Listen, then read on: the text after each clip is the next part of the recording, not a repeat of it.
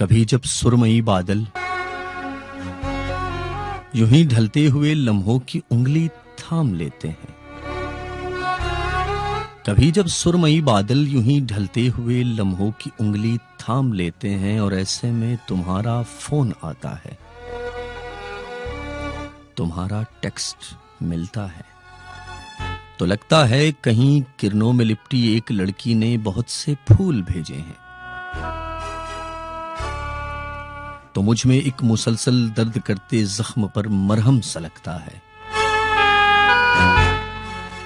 सुनो ए चांद सी लड़की, तुम्हारे सुर्ख होंठों पर गुलाबों की हंसी रंगत भी मरती है। तुम्हारी उठती पलकों से सितारे और जुगनू किस तरह आकर लिपटते हैं। तुम्हारी जुल्फ का साया मेरे अतराफ में फैली हुई इस धूप में जैसे कोई बादल उमड़ता है।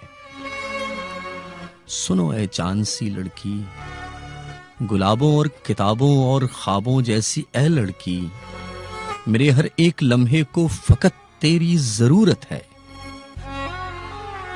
मेरे दिल आईने में जो हमेशा से चमकती है, फकत वो तेरी सूरत है, फकत वो तेरी सूरत है।